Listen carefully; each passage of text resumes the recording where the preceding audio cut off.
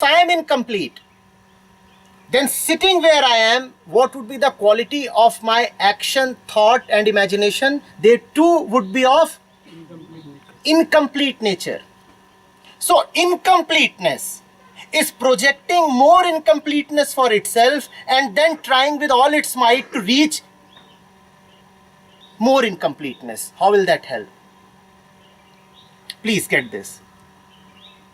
Let's take the extreme and crass example of a drunkard.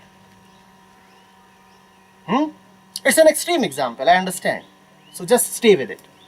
If one is drunk and one is thinking of improvement in his drunken state, and when you are drunk, you think of a lot of things that you usually don't think of. If one is drunk and one is thinking of improvement, and one is thinking of improvement precisely because one is drunk, then what would be the quality of that dream or vision?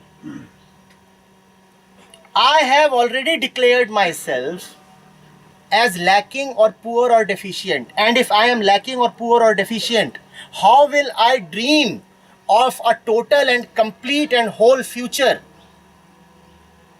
My vision too would just be a polished version of who I already am.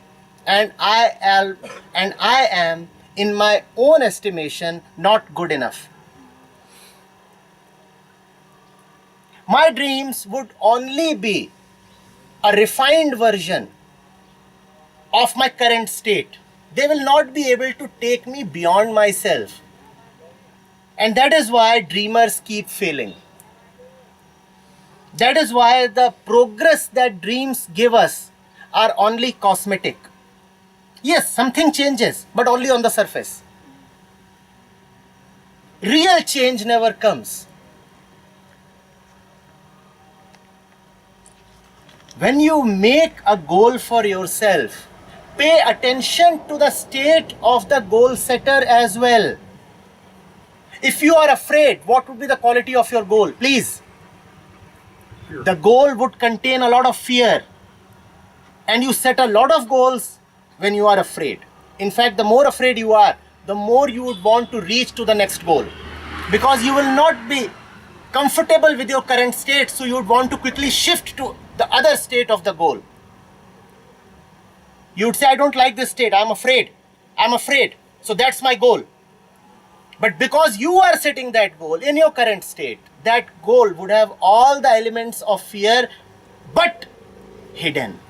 And because they would be hidden, so you would be tricked into thinking that your dream or imagination will take you away from fear.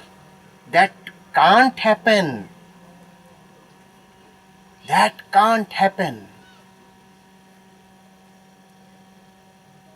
Which means, very interestingly, that goal setting or dreaming or visualizing defeats its own purpose. The moment you visualize, you have certified that you are not worthy of visualizing. Because you visualize only when you are not all right with yourself. And if you are not all right with yourself, then this is not the right time to visualize. Are you getting it? Dreaming defeats the dreamer. Dreaming defeats the very purpose of dreaming.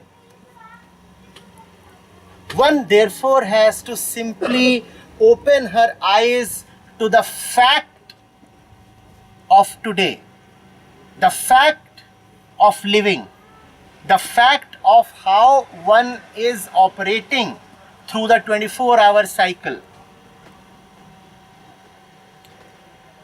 That probably may help really.